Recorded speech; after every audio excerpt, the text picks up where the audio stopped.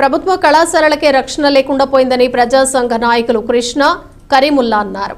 పిడుగురాళ్ల ప్రభుత్వ జూనియర్ కళాశాల ప్రాంగణంలో అధికారుల అనుమతి లేకుండా గంధం హరికృష్ణ, జొన్నలగడ్డ శ్రీనివాసులు అక్రమంగా వేసిన మెటల్ రోడ్డు తక్షణమే తొలగించాలని కోరుతూ నర్సరావుపేటలో జిల్లా కలెక్టర్ అరుణ్ బాబుకు వినతి పత్రం అందించారు. జూనియర్ కళాశాలను డిగ్రీ కళాశాల నిర్మించి విద్యార్థుల అభివృద్ధికి కృషి చేయాలని ఆయన అన్నారు.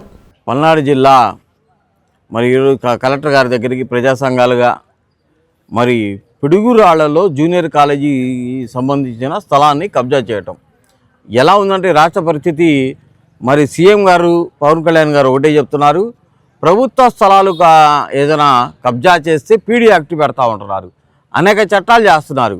కానీ ఇక్కడ క్షేత్రస్థాయిలో చూస్తే అక్కడ ప్రతి నియోజకవర్గంలో ఇప్పుడు అంతకుముందు ప్రభుత్వం 2019, 2024 దాకా అనేక కబ్జాలు చేశారు ఆ ప్రభుత్వం వాళ్ళు.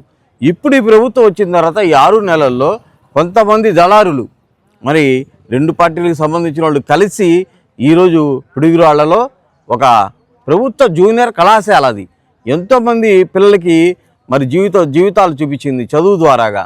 అలాంటి కాలేజీలని డిగ్రీ కాలేజీ చేయాలి, కానీ అక్కడ చూస్తే కబ్జాలు చేస్తున్నారు.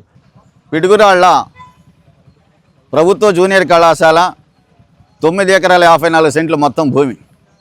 ఆ భూమిలో 3 ఎకరాల 51 సెంట్లు ప్రభుత్వ జూనియర్ కళాశాలకి, మిగిలిన 6 ఎకరాల 3 సెంట్లు ప్రభుత్వ ఆఫీసులకి న్యాయస్థానాన్ని కేటాయించారు. ఆ తర్వాత 89లో క్లాసులు ప్రారంభమైనాయి. అప్పటి నుంచి దాదాపుగా ఇప్పటి వరకు జూనియర్ కళాశాలలో కేవలం ఇంటర్మీడియట్ వరకు మాత్రమే నడుస్తూ ఉంది. అలాగే స్కిల్ హబ్కు సంబంధించినటువంటి క్లాసులు నడుస్తూ ఉన్నాయి.